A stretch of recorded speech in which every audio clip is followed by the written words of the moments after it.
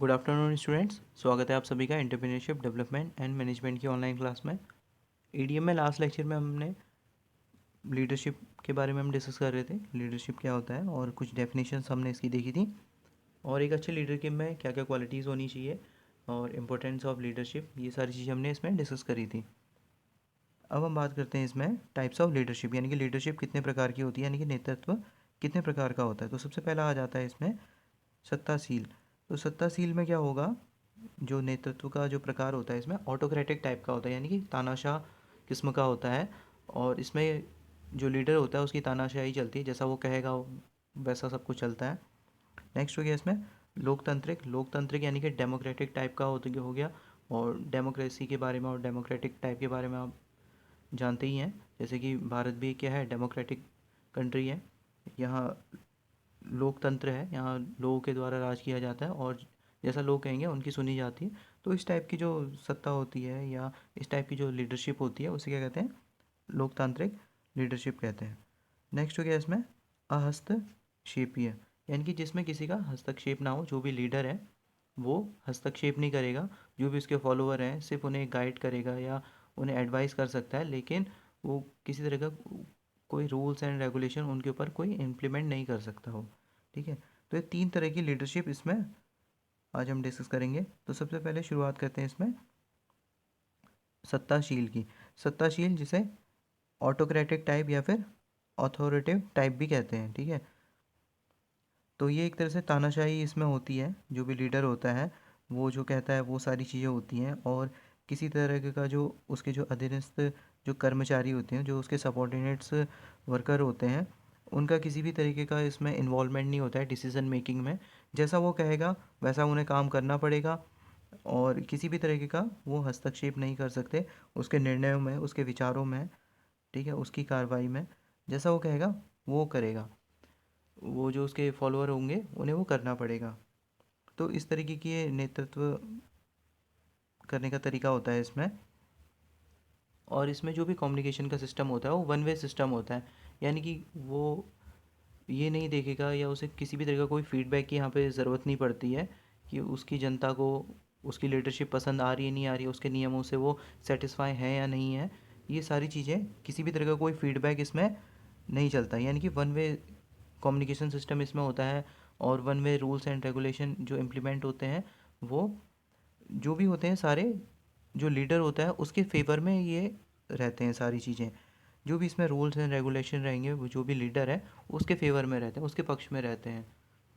ठीक है, तो इस तरह का जो नेतृत्व प्रणाली होती है उसमें कई तरह के नकारात्मक प्रभाव भी होते हैं। जो भी उनके फॉलोअर होते हैं उनमें एक नकारात्मक भाव भी उनमें पैदा होता है और वो डर के कारण ये सारी चीज़ें करते हैं जो भी उनके लीडर द्वारा, ताकि उन्हें कोई पनिशमेंट ना दी जाए। तो इन सारे डर के कारण वो सारे वो उसके निर्णयों को मानते हैं और करते हैं, और वो हमेशा इसमें भयभीत भी रहते हैं। ठीक है, तो ये सारी चीज़ें इसमें होती हैं। ठीक है, नेक्स्ट इसमें बात करते हैं हम लोकतांत्रिक। तो लोकतांत्रिक में क्या होता है, डेमोक्रेटिक टाइप भी जिसे हम कहते हैं लीडरशिप। डेमोक्रेटिक लीडरशिप में क्या होगा कि जो भी उसके फॉलोअर्स होंगे, ठीक है, वो क्या करते हैं उनके साथ उनकी भागीदारी भी होती है। कोई भी जो डिसीज़न मेकिंग हो रहा है, कोई भी डिसीज़न लेने में वो क्या करते हैं, सहभागी होते हैं अपने लीडर के साथ, और एक एज अ टीम वो इसमें काम करते हैं। ठीक है, जो भी उसके अधीनस्थ कर्मचारी होंगे या साथी होंगे उनसे वो विचार विमर्श करके ही कोई निर्णय लिया जाता है। जो भी लीडर होगा उनसे विचार विमर्श करेगा और सबके साथ में टीम वर्क करके वो किसी भी काम को करते हैं। ठीक है, तो लोकतंत्र पद्धति पर कार्य करने वाले नेता श्रमिकों को अपना सहभागी समझते हुए उन्हें टीम भावना उत्पन्न करते हैं और समूह के रूप में चर्चा करके नीतियों का निर्धारण करते हैं। नेता एवं मुखिया लगातार अपने अधीनस्थों का हौसला बढ़ाते हैं और कार्य का विभाजन भी इसमें समूह द्वारा किए गए निर्णयों के अनुसार होता है। एक व्यक्ति कार्य करने के लिए इच्छित व्यक्ति का चुनाव कर सकता है। तो ये सारी चीज़ें इसमें होती है। लोकतंत्र के बारे में आप जानती हैं, तो ये इस तरह की लीडरशिप होती है। ठीक है। नेक्स्ट हो गया इसमें जो इसके कुछ गुण होते हैं, कर्मचारियों का इसमें मनोबल बढ़ता है, कर्मचारी इसमें कम शिकायतें करते हैं, वो क्योंकि हर काम में तो उनका ही इन्वॉल्वमेंट होता है, अगर कुछ कमियां भी हैं तो वो उन्हीं के कारणों से होगी। तो इसमें कोई शिकायतें नहीं होती हैं और सब इसमें परस्पर सहभागी होते हैं उस कार्य को करने में या उन निर्णयों को लेने में, डिसीजन मेकिंग में। ठीक है। नेक्स्ट इसमें बात करते हैं, नेक्स्ट पॉइंट हो गया इसमें कर्मचारी और प्रबंधन के बीच अच्छे एवं मधुर संबंध रहते हैं, क्योंकि दोनों ही मिलके काम करते हैं, कर्मचारी और जो भी मैनेजमेंट है वो दोनों मिलके काम करता है और एक एज अ टीम वो काम करते हैं। तो इसमें दोनों के बीच में रिलेशन भी सही रहते हैं। नेक्स्ट इसमें जो थर्ड टाइप की लीडरशिप होती है वो होती है अहस्तक्षेपीय, यानी कि जिसमें किसी का हस्तक्षेप ना हो, जिसे हम फ्री रेन नेतृत्व भी कहते हैं। ठीक है। या फिर जिसे स्वतंत्र बागडोर नेतृत्व भी कहते हैं, यानी कि इसमें स्वतंत्र होते हैं, जो भी इसमें डिसीजन ले सकता है, जो भी इसमें सबॉर्डिनेट्स जो काम कर रहे हैं, जो भी कर्मचारी इसमें काम कर रहे हैं, वो खुद से डिसीजन लेने में और खुद से डिसीजन लेके कोई भी काम करने में वो उनको खुली छूट होती है। और यहाँ पे जो नेता होता है या फिर जो इनका लीडर होता है उसे सिर्फ और सिर्फ यहाँ पे इतनी अथॉरिटी होती है कि उन्हें सिर्फ वो एडवाइस दे सके और उनको एज अ मीडिएटर उनके साथ काम कर सके, और किसी भी तरह के कुछ स्ट्रिक्ट लॉज या फिर इस तरह के ऑर्डर्स वो उनके ऊपर इम्प्लीमेंट नहीं कर सकता जिससे कि उनका काम बाधित हो। और इस तरह की जो कार्यप्रणाली होती है उसे थोड़ा सा इम्प्लीमेंट करना मुश्किल हो जाता है, क्योंकि यहाँ पे हर कोई अपनी चलाता है और लीडर को यहाँ पे लीडर की जो वैल्यू होती है वो काफ़ी कम हो जाती है यहाँ पे। और ये वहाँ पे ही काम कर सकते हैं जहाँ पे जो सबॉर्डिनेट्स हैं, जो भी अधीनस्थ कर्मचारी हैं, वो सब जानकार हो, अपने अपने फील्ड में एक्सपर्ट हों वो, और सब में और काम करने में अपनी स्वेच्छा से एक अंदर से एक भावना हो और वो अच्छे से उस काम को कर सकें, तो वहाँ पे इस तरह की लीडरशिप काम कर सकती है। वरना यहाँ पे लीडरशिप में क्या होगा, हर कोई अपने आप को लीडरशिप समझेगा और वो खुद से काम करेगा और अपनी चलाने की कोशिश करेगा। तो जिस वजह से लोगों में यहाँ पे मतभेद भी हो सकते हैं। ठीक है। तो ये इस टाइप की लीडरशिप होती है जिसमें स्वतंत्र बागडोर होती है। इसमें स्वतंत्र बागडोर के अंतर्गत मुखिया संपर्क व्यक्ति होता है, यानी कि संपर्क व्यक्ति की तरह काम करेगा। जो भी उसे कोई इन्फॉर्मेशन अगर चाहिए तो इन्फॉर्मेशन लेने के लिए हम लीडर के पास जाते हैं। यह कोई निर्देश नहीं करता बल्कि अधीनस्थ कर्मचारियों स्वयं एवं लक्ष्य निर्धारित करते हैं, यानी कि जो भी कर्मचारी हैं स्वयं अपने लक्ष्य निर्धारित करते हैं और वो उसके लिए काम करते हैं। और जो भी कोई इन्फॉर्मेशन वगैरह चाहिए होती है, कोई एडवाइस चाहिए होती है, तो ही वो लीडर से कोई एडवाइस लेते हैं या कोई इन्फॉर्मेशन के लिए उसके पास जाते हैं। और किसी भी तरह का टास्क वगैरह उनका लीडर नहीं बांटता। ठीक है। तो इस तरह की ये लीडरशिप होती है। अब हम नेक्स्ट इसमें टॉपिक में आते हैं, वो है मोटिवेशन। मोटिवेशन यानी कि अभिप्रेरणा। तो कोई भी काम करने के लिए सबसे पहले तो क्षमता होनी चाहिए। किसी भी अगर हम काम को करते हैं तो उस काम के लिए उस मनुष्य को या जो भी उस काम को कर रहा है पहले तो उसमें सामर्थ्य होना चाहिए, सक्षम होना चाहिए उस काम को करने में। और दूसरी चीज़ है उसमें उस काम को करने की इच्छा होनी चाहिए। तो काम करने की क्षमता होना और इच्छा होना दोनों क्या है, अलग अलग चीज़ हैं। ठीक है। तो प्रत्येक व्यक्ति में कोई भी कार्य वो कर रहा है तो उसमें काम करने की क्षमता भले ही हो, लेकिन इच्छा अगर नहीं होगी तो उस काम को नहीं कर सकता। तो उसके अंदर एक इच्छा को डेवलप करना, उसकी जो इंटरनल जो डिज़ायर है उस काम के प्रति, उस इंटरनल डिज़ायर को एक्टिवेट करना और अंदर से उसे एक्टिवेट करना, मोटिवेट करना ही क्या कहलाता है, मोटिवेशन कहलाता है। जब किसी मनुष्य में अंदर से किसी कार्य को करने में इच्छा उत्पन्न होगी तभी वो उस कार्य को लगन के साथ, मन के साथ करेगा और अपना एफिशिएंट उसमें काम करेगा, एफिशिएंटली वो काम कर सकेगा। तो अभिप्रेरणा का अंग्रेजी में मोटिवेशन कहते हैं, जिसे मोटिवेशन कहते हैं हम।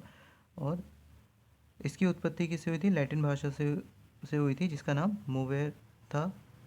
मूवेर से इसकी उत्पत्ति हुई। और मूवेर का मतलब क्या होता है, यानी कि किसी को एक्टिवेट करना, इंटरनली किसी को अंदर से धकेल के चलाना या फिर इंटरनली उसे एक्टिवेट करना, ठीक है, इसका मतलब ये होता है, इसका शाब्दिक अर्थ है किसी व्यक्ति में इच्छा का होना या उसे कार्य करने के लिए प्रेरित करना, ठीक है ना, अंदर से उसे मूव करना, इसका मतलब होता है मोटिवेशन का। तो एक डेफिनेशन हम देख लेते हैं इसकी। अभिप्रेरणा के अंतर्गत कोई भी ऐसी भावना इच्छा सम्मिलित होती है जो किसी व्यक्ति की इच्छा को इस प्रकार बना देती है कि वह कार्य करने को प्रेरित हो जाए। यानी कि इस तरह की कोई सिचुएशन उसके सामने क्रिएट हो जाए जिससे उसके अंदर, उसके मन में एक इच्छा शक्ति पैदा हो किसी भी काम को करने की, जो कोई भावना या फिर जो कोई ऐसी इंटरनल डिज़ायर किसी भी काम को करने के लिए उसे प्रेरित कर लेती है, वो क्या कहलाता है, मोटिवेशन कहलाता है, ठीक है। अब इसमें बात करते हैं फीचर्स ऑफ मोटिवेशन, यानी कि मोटिवेशन की क्या क्या इसमें विशेषताएं होती हैं वो देख लेते हैं। तो सबसे पहले होगी इसमें आंतरिक धारणा। तो अगर किसी काम के प्रति अगर हमारी आंतरिक धारणा है तो उस आंतरिक धारणा भी एक मोटिवेशन का काम कर सकती है, ठीक है। तो आंतरिक धारणा में हम देख लेते हैं इसमें, अभिप्रेरणा एक आंतरिक धारणा है जो किसी व्यक्ति की भावना, इच्छा एवं शैली को प्रभावित करती है। इससे मानव व्यवहार से प्रत्यक्ष संबंध हो सकता है। तो जो इंटरनली जो डिज़ायर है, जो उसके जो धारणा रखता है उसके बेसिस पे ये रहती है। अगर उसके मन से ही खुद से अंदर से अगर इच्छा शक्ति जग रही है तो उसे किसी बाहर से मोटिवेशन लेने की कोई ज़रूरत नहीं, क्योंकि उसके मन में ही उस काम के प्रति वो इच्छा शक्ति है, उसकी आंतरिक धारणा ही ऐसी है उस काम को करने की, तो उसे बाहर से किसी को मोटिवेट करने की उसमें ज़रूरत नहीं पड़ेगी, ठीक है। नेक्स्ट हो गया इसमें लक्ष्य केंद्रित व्यवहार। अगर किसी ने कोई लक्ष्य को बांध लिया है और उस लक्ष्य के प्रति वो काम कर रहा है तो वो लक्ष्य क्या करेगा, उसे मोटिवेट करेगा। जैसे किसी बच्चे ने क्लास में टॉप आने का एक लक्ष्य को उसने निर्धारित कर लिया, तो और उस लक्ष्य को वो पाने के लिए क्या करेगा, निरंतर प्रयासरत रहेगा और निरंतर वो काम करता रहेगा। जो क्लास में जो उसने टॉप आने का जो एक सपना देखा है तो वो क्या करेगा, उसे मोटिवेट करता रहेगा। तो ये क्या हो गया, एक लक्ष्य केंद्रित व्यवहार हो गया उसका मोटिवेशन का, जिससे वो लगातार निरंतर वो काम करता रहेगा, ठीक है। नेक्स्ट हो गया इसमें धनात्मक एवं ऋणात्मक प्रेरणा। तो ये पॉजिटिव टाइप भी हो सकती है, नेगेटिव टाइप भी हो सकती है। यानी कि पॉजिटिव टाइप में कैसे, अगर जैसे हमने कोई काम करा तो उसकी मेहनत मजदूरी परीक्षण या फिर कोई किसी तरह का कार्य सुरक्षा मिल गई या फिर कोई बोनस मिल गया, ठीक है, तो ये तो क्या हो गया, ये धनात्मक प्रेरणा हो गया कि हम भाई काम करेंगे तो उसका मेहनताना मिलेगा, पैसा मिलेगा, या अच्छा काम करेंगे तो प्रमोशन मिलेगा। तो ये तो सारी धनात्मक प्रेरणाएं होगी। ऋणात्मक इसमें हो गया यानी कि निगेटिव, जैसे कोई हम काम कर रहे हैं, किसी ने हमारी इंसल्ट कर दी उस काम में, तो वहाँ पे दो चीज़ें हो सकती हैं, है ना, मोटिवेशन के लिए। या तो हम वहाँ पे डिमोटिवेट हो जाएंगे कि हम उस काम को अगली बार अच्छे से नहीं कर पाएंगे, या फिर अगर हमने किसी ने इंसल्ट कर दी किसी काम में और वहाँ पे एज अ मोटिवेशन अगर हम उस चीज़ को लें और इंसल्ट से उभर कर हम उस काम को बेहतर करने की कोशिश करें, तो वो क्या कहलाएगी, वहाँ पे ऋणात्मक प्रेरणा कहलाएगी, ठीक है। तो हम किसी ने अगर कोई निगेटिव कमेंट कर दिया किसी चीज़ पे, तो उसको हम एज अ मोटिवेशन लेके जब हम काम करते हैं तो क्या कहलाता है, ऋणात्मक प्रेरणा कहलाता है, ठीक है। नेक्स्ट हो गया इसमें जटिल प्रक्रिया। जो भी ये प्रेरणा होती है, अभिप्रेरणा जिसे हम कहते हैं, वो एक जटिल प्रक्रिया है जिसका जो प्रभाव होता है हर व्यक्ति पे अलग अलग होता है, और इसलिए क्या कहलाती है, ये जटिल होती है क्योंकि एक समय पे अलग अलग लोगों पे इसका अलग अलग प्रभाव पड़ता है, ठीक है। अभिप्रेरणा एक जटिल प्रक्रिया है जो कि एक प्रेरणा सभी व्यक्तियों को सभी समय पर प्रेरित नहीं कर सकती, ठीक है ना। सभी एक ही समय पे एक ही प्रेरणा का जो स्रोत है वो सभी को एक ही तरह से प्रभावित नहीं कर सकता, सबके ऊपर अलग अलग इम्पैक्ट छोड़ के जाती है। कोई बात हो गई या कोई फीलिंग हो गई या कोई भी सिचुएशन होगी, सबको अलग अलग रूप में और अलग अलग लेवल्स में वो मोटिवेट करती है, ठीक है ना। तो इसलिए ये जटिल प्रक्रिया है एक। अब बात करते हैं इसमें नेचर ऑफ मोटिवेशन की, यानी कि मोटिवेशन का नेचर किस तरीके का हो सकता है। सबसे पहला हो गया इसमें आंतरिक अभिव्यक्ति, यानी कि उसकी आंतरिक क्या इच्छा है, उसकी इंटरनल डिज़ायर क्या है, उसकी मन से क्या इच्छा है, तो ये उस पर डिपेंड करती है। और अगर उसकी इच्छा है किसी भी काम को करने की, तो वो काम को करेगा, वरना वो नहीं करेगा, ठीक है ना। तो इंटरनल जो डिज़ायर होती है, तो पहला तो ये नेचर हो गया, ठीक है। दूसरा नेचर हो गया मानव व्यवहार का प्रभाव, कि मानव का कैसा व्यवहार है, ठीक है। किसी भी व्यक्ति को समझने के लिए उसकी प्रेरणा शक्ति को समझना आवश्यक है, ठीक है। यही अभिप्रेरणा मानव व्यवहार को नियंत्रित करती है। यानी कि उसकी प्रेरणा शक्ति जितनी ज़्यादा मजबूत होगी, जितनी ज़्यादा प्रबल होगी, तो उसका मोटिवेशन भी क्या होगा, वो उतना ज़्यादा प्रबल होगा, और लंबे समय तक उसकी जो इच्छा होगी, इच्छा शक्ति होगी, किसी भी कार्य के प्रति वो बनी रहेगी, ठीक है। तो उस मानव का व्यवहार कैसा है उस काम को लेकर, और उसके जो मोटिवेशन का जो भी स्रोत है, जो भी सोर्स है, उसको लेकर उसका व्यवहार कैसा है, ठीक है। तो ये उसका नेचर हो गया। नेक्स्ट इसमें आ गया उद्देश्य मूलक, यानी कि कोई भी ऑब्जेक्टिव टाइप हो सकता है, कोई से उद्देश्य पूरा करना है या उद्देश्य की प्राप्ति के लिए कोई कार्य करना है, तो उससे रिलेटेड हो सकती है कोई मोटिवेशन, ठीक है। नेक्स्ट हो गया इसमें एक मनोवैज्ञानिक तत्व, यानी कि एक साइकोलॉजिकल एलिमेंट हो गया। इसमें हम बात करते हैं, अभी प्रेरणा की धारणा मुख्यतः मनोवैज्ञानिक है। इसका संबंध एक कर्मचारी या अधीनस्थ के अंदर चलने वाले उन शक्तियों से है जो निश्चित प्रकार का व्यवहार करने या करने के लिए प्रेरित करती हैं। तो एक साइकोलॉजिकल एलिमेंट है जो किसी भी अधीनस्थ कर्मचारी हैं, या अभी जो भी साथ में जो कर्मचारी हैं, तो उनके साइकोलॉजिकल लेवल पे डिपेंड करता है कि वो कितना मोटिवेट होते हैं किसी भी बात को लेके। नेक्स्ट इसमें हो गया आवश्यकताओं की संतुष्टि करना, यानी कि जो भी उसकी आवश्यकता है, किसी को अगर जो भी उसकी डिज़ायर्स हैं, जो भी उसकी इच्छाएं हैं, जैसे किसी को कार लेनी है, ठीक है ना, जो भी उसकी आवश्यकता है, तो उस कार को लेने के लिए वो क्या करेगा, मेहनत करेगा, और ज़्यादा अर्न करने की कोशिश करेगा। जो भी उसकी ऐसी इच्छाएं हैं, आवश्यकता हैं, उनकी पूर्ति के लिए, उनकी प्राप्ति के लिए अगर वो अपनी इच्छा शक्ति से कोई कार्य कर रहा है, तो वो क्या हो गया, अपनी आवश्यकताओं को पूरी करने के लिए एक मोटिवेशन आएगा उसमें, और उन आवश्यकताओं की संतुष्टि के लिए वो निरंतर कार्य करता रहेगा कि मुझे घर लेना है, मुझे गाड़ी लेनी है, मुझे अच्छे कपड़े लेने हैं। तो ये क्या हो गया, या अपने बच्चों को अच्छी शिक्षा देनी है। तो इस तरह की जो उसकी आवश्यकता है, उनकी पूर्ति करने के लिए कोई अगर कार्य कर रहा है, तो वो आवश्यकताओं की संतुष्टि करने के लिए उसको मोटिवेट करेगा, ठीक है ना। तो ये भी एक तरह का मोटिवेशन हो गया। नेक्स्ट इसमें आता है स्तः प्रक्रिया, यानी कि एक कंटिन्यूस प्रोसेस है, ठीक है ना।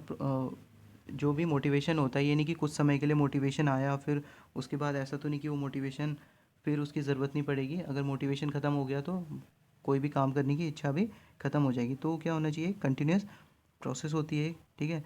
नेक्स्ट हो गया चक्रीय प्रक्रिया, यानी कि एक साइक्लिक प्रोसेस है। हमारी एक इच्छा ख़त्म होती है तो नई इच्छा जागृत हो जाती है, फिर वो इच्छा पूरी होती है तो नई इच्छा जागृत हो जाती है। तो उसके लिए, हर कार्य को करने के लिए हमें फिर से एक मोटिवेशन हमारे अंदर जागता है। एक हमारी कोई भी पहले एक इच्छा पूरी होती है, तो हमारी जो डिज़ायर का जो लेवल होता है वो और अपग्रेड हो जाता है, फिर हमें कोई दूसरी चीज़ हमें चाहिए होती है, ठीक है। तो ये भी क्या है, साइक्लिक प्रोसेस है, ठीक है। नेक्स्ट हो गया इसमें भिन्न अभिप्रेरक, यानी कि जो अभिप्रेरक हो सकते हैं, किसी को जो प्रेरणा दे रहे हैं, वो अलग अलग टाइप के हो सकते हैं।